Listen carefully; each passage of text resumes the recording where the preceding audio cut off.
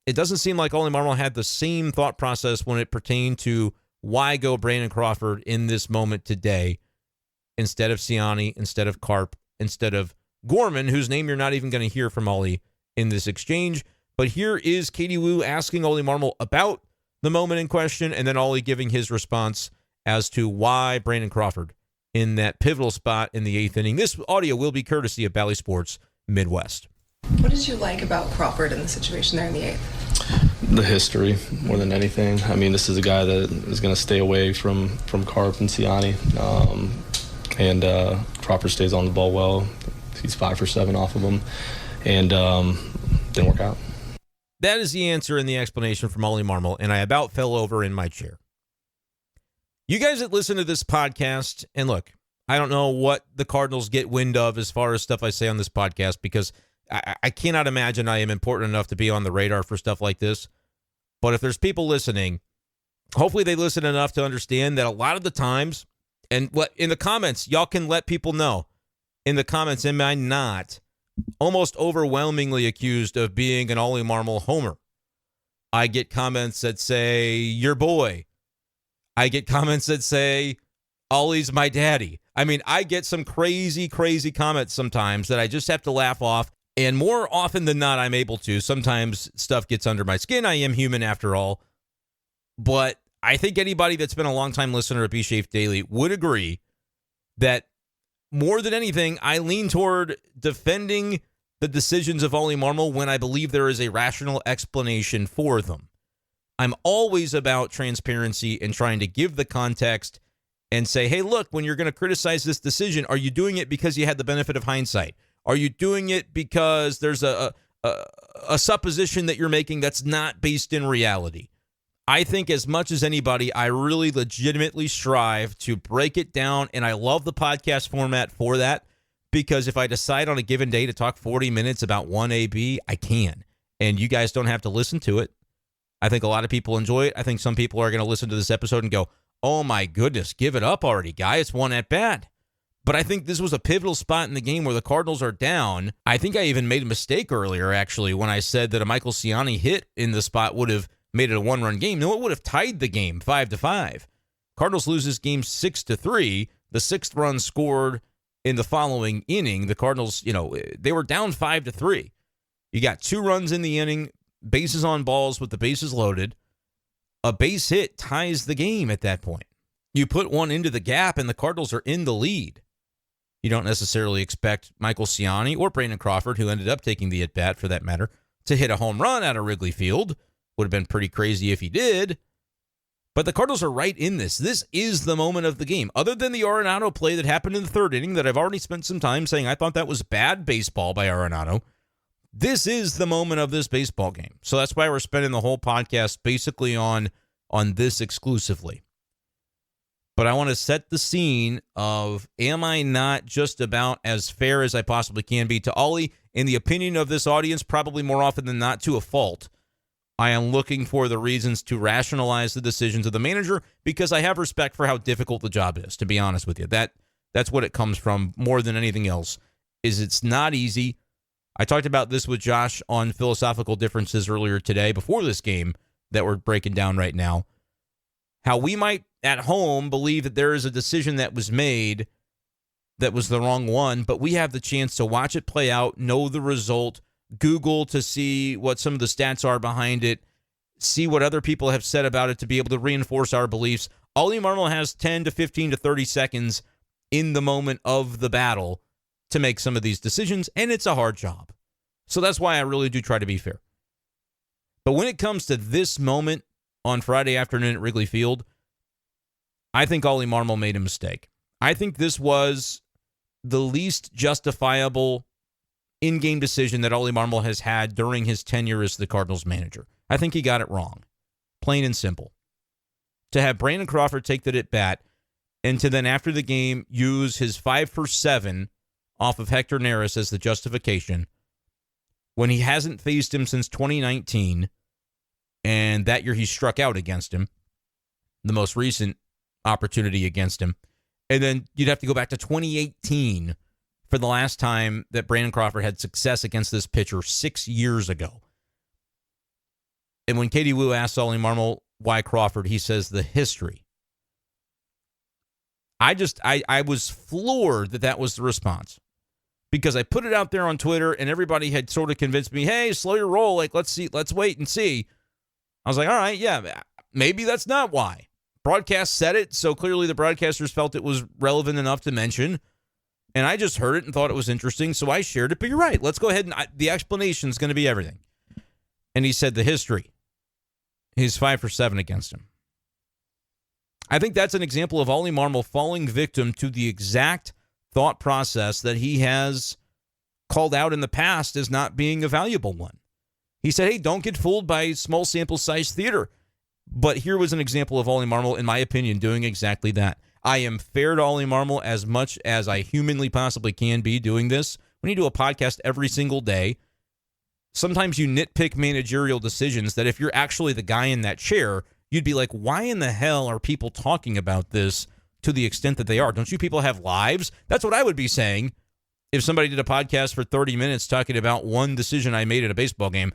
If I were Oli Marmol, that is exactly what I would be thinking about me sitting at this microphone right now. So I am going to peel back the curtain, full disclosure. I get it. It's ridiculous. But the fact of the matter is, I cover the Cardinals, and Cardinals fans want to know about this stuff. So we break it down on a daily basis. That's why the podcast has listeners. Just what it is. But in this particular case, I don't have any, I don't have any rationalization. It was a bad call by Oli Marmol in the moment, in my opinion. And it's the only one that this doesn't happen often. Again, if you listen to this podcast, you can vouch for me. This doesn't happen often where I sit here and say, Oli Marmol blew it. It was the wrong call. But I think that's what happened here. I cannot think of, again, if you were to rank it, I would go Michael Siani number 1. I'd have kept him in the game. And frankly, I'm surprised that Oli Marmol didn't do exactly that unless there's something. And look, I can always leave room for there being information we don't know. But if that's the case, Oli Marmol could have done himself the favor of letting us know. Like something going on with Siani, okay, you could say that post-game. So that's why I'm leaning toward there isn't any more than meets the eye on this. If I'm wrong, believe me, there will be a podcast coming soon where I say, hey, here's what I missed, gang. Here's why I overreacted.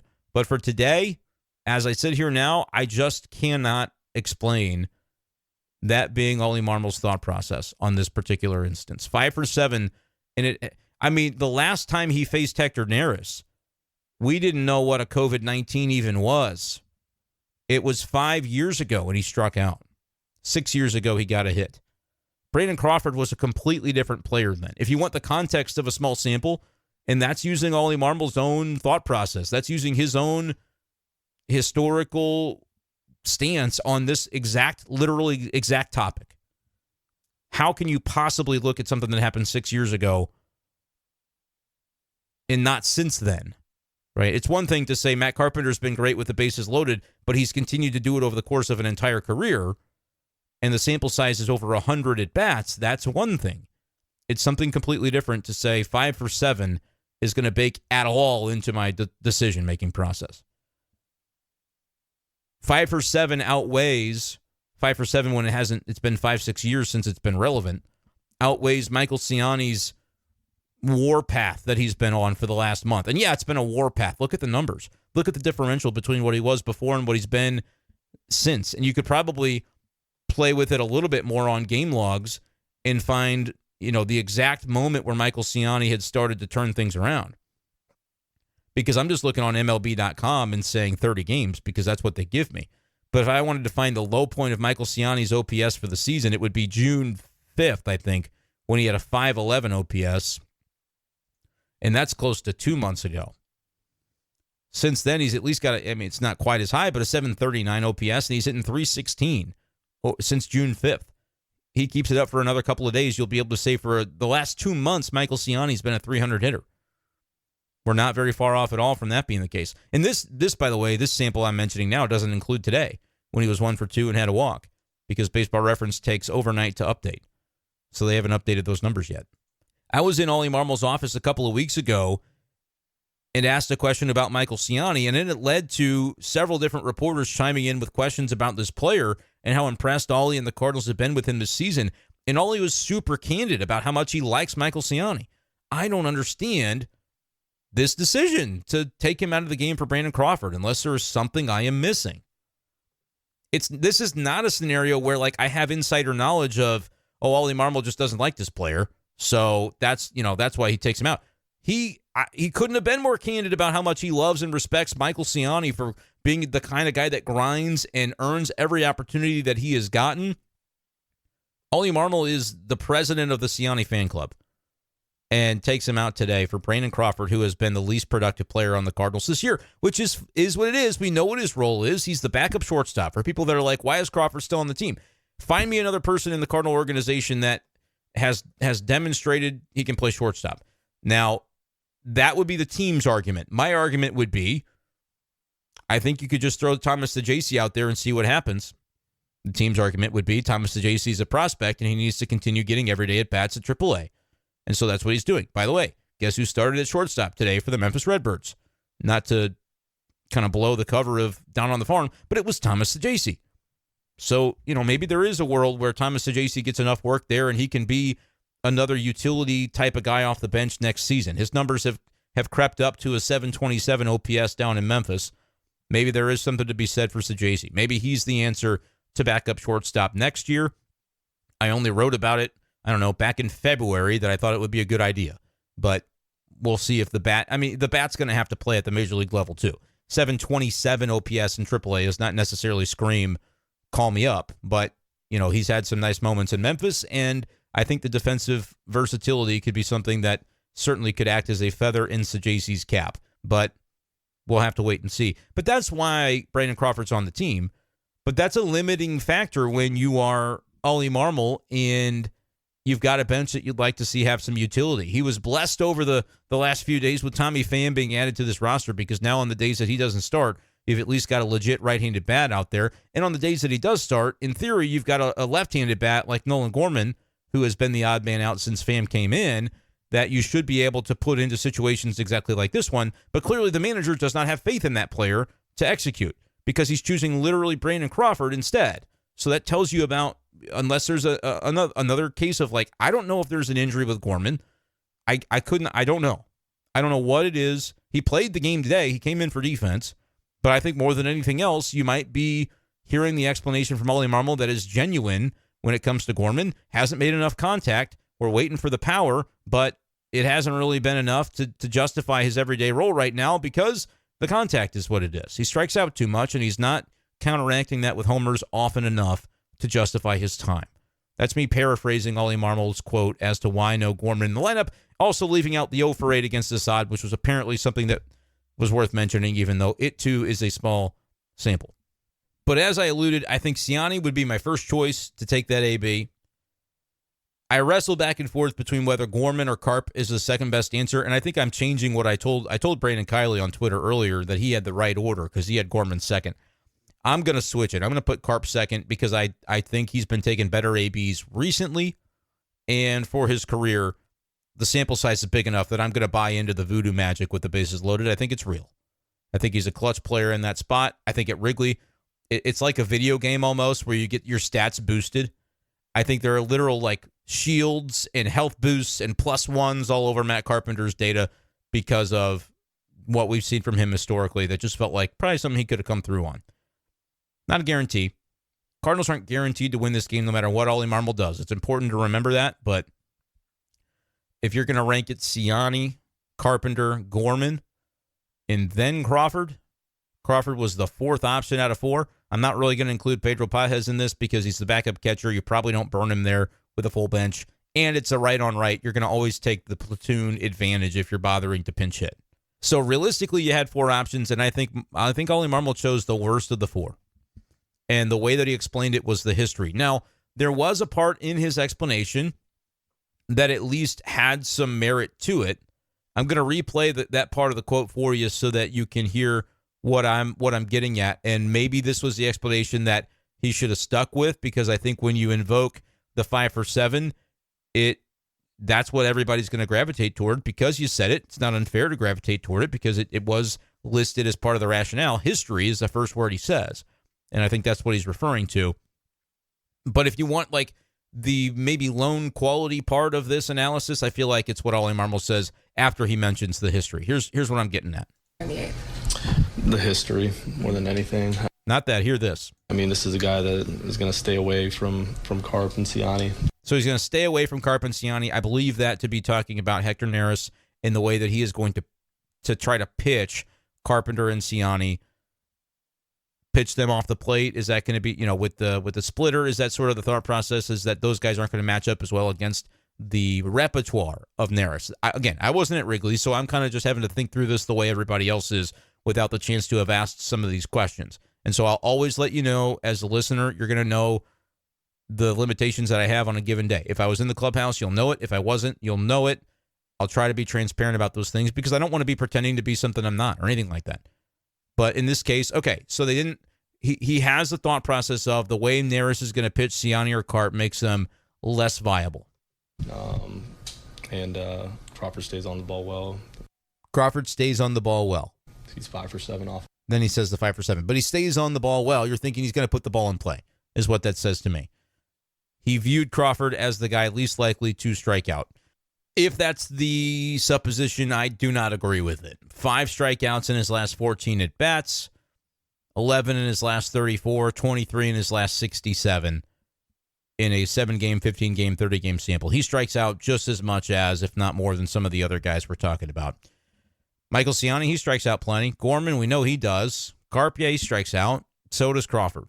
And Crawford has had nothing really to show for the positive side of the argument. And so we're leaning back on a 6-year-old sample. Is 2018 the last time he got a hit against this guy? Last time he faced him was 5 years ago, pre-COVID. I can't, man. I cannot defend that. I think it was a mistake. And I had called it privately to someone earlier today. I said it's the worst moment of Oli Marmol as the Cardinals manager. Maybe that's not, and people are going to go, what about the wild card series? No. I've talked about that over and over and over again, and don't believe that was actually a case of bad managing by Oli Marmol. Argue with a wall if you disagree. It was 2 years ago at this point. I'm not going to really get back into it. There are lots of podcasts where I've talked about it, probably with more length than I did this today. Go back to whatever the day after that game was, and I probably talked about it for an hour straight. But I said this moment for Oli Marmol, and the reason is not because it's as big as the wild card moment. Again, I don't think he did anything really tangibly too wrong in that game. Yes, I would have pulled Helsley maybe a little bit early rather than leaving him in there in that game until it was basically all said and done. But I think that was because of the injury, and I can understand at least letting Helsley continue through until the game was tied and maybe even the lead taken. Would have taken him out a little bit earlier than Oli did, but that's ancient history. When it comes to this play, though, I don't see an angle where I'm going to have my mind changed. And maybe I will. And like I said, if I do, I'll tell you tomorrow. I'll tell you 3 days from now. If it comes up and I learn something new about it, I'll let you know. I'm open-minded to that being the case. But, I mean, we've seen Brandon Crawford this year. I respect him for the veteran presence he is. I respect him for a leader on the team that he is, and I believe he is one of those. But I don't, you can't match up. This is just pure statistics and the type of at-bat that he takes. Like, again, if you're trying to put the ball in play, all right, don't pinch hit Nolan Gorman. What's the argument against Michael Siani, though, who's been in the game? He's not coming off cold off the bench. Crawford has not had success as a pinch hitter with the Cardinals. A lot to be said about, well, the role, he's adapted to the role, and there's something to be said for, Brandon Crawford's willingness to take on a diminished role with this team when he's been used to performing as a starter throughout his entire big league career. Totally fine. I'm happy to give him credit for that.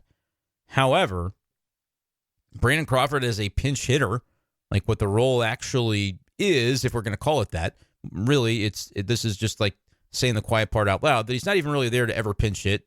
He's there to play shortstop when Mason Wynn needs a breather, which we haven't seen as much recently because, he's Mason Wynn. As a pinch hitter, though, he's 0 for 7 now as a Cardinal. So the reason I am being so definitive about this being just a mistake in managing is because there's the numbers that matter, I think, were ignored in favor of noise, in favor of numbers that did not actually provide anything meaningful toward the Cardinals being able to utilize their best weapon in this spot. I couldn't believe he took the bat out of Siani's hand for Brandon Crawford. I'm okay with not going Gorman. Like, I see what Oli sees right now from Nolan Gorman. Cool with that. Don't overthink it. Either go Carpenter with the bases loaded history, or just to have Michael Siani probably take the AB because he was 1 for 2 with a walk. He's been stinging the ball. He's been seeing it well. He has been taking good at bats. He's going to battle Neris. I don't really care. If you have to protect him from the right left, that's the situation you want. Is he going to pitch him tough? That's the idea. That's why the Cubs brought him in. That's baseball. I'm not going to look at a stylistic of, he stays on the ball. What does that even mean? He's struck out just as much as anybody else. He's got a 33% strikeout rate over the samples that I was talking about. So that's the thing. That's why I'm like, yeah, this one I'm okay with just saying Oli got it wrong, because he did. He just did. I think it was his worst moment in terms of strategic decision-making as the Cardinal manager. I think he usually gets a lot of these things right. I know that Cardinals fans think he stinks. I don't think he stinks. I think he's a good manager. I think he had a bad moment, which, look, when a player makes a fielding error, when a batter strikes out on a pitch he should have hammered, how many times has Goldie done that this year? All of these things are the human element. Oli Marmol had a human element moment today, and I think he got the wrong result. He made the wrong decision. I'm not going to sit there and agree with you. I'm not going to take it farther than that. Somebody on Twitter, I was, putting out my tweets and say, yeah, it might sound kind of harsh, but I think he got it wrong. And someone said, that's a fireable offense. I said, well, you're taking it a little too far here, in my opinion. But yeah, I think he made a mistake in the decision. I'm not going to make it more than it is. I'm not going to, well, I guess that's not true. I did talk about it for 50 minutes, but I'm not going to then say the logical conclusion is, off with his head, because that's what a lot of Cardinals fans would say. I think you guys are wrong. Disagree with that. Not supporting the idea that it's a that anything that happens in an August 2nd baseball game can be a fireable offense. You take the whole season and the whole body of work and make a decision about the quality of a manager. And I think Oli Marmol still has many things to learn and improve from, but I think usually his thought process is pretty sound. Today, I don't think he had a sound thought process, and that's my take. Let me know if you agree or disagree with me in the comments below. I think I already can anticipate what some of the comments will be, but I am happy to read through them on Saturday morning as I drink my morning coffee. So that's what's going on with the game today. Cardinals need some damn wins because they dropped the first 2 at Wrigley. It's a 4-game series. They play the Mets on Monday, and then the return of Dylan Carlson happens on Tuesday. By the way, Dylan Carlson has already homered as a Tampa Bay Ray. Could have told you that was coming. I kind of did when I said I'll buy all your Dylan Carlson stock. Granted, this was like an XBA, expected batting average of 0.90. I think he hit it into the Crawford boxes at Minute Maid. So a little bit of my bias showing. But I'm in favor of Dylan Carlson because I just think give the guy a fresh start, give him a change of scenery, see what happens.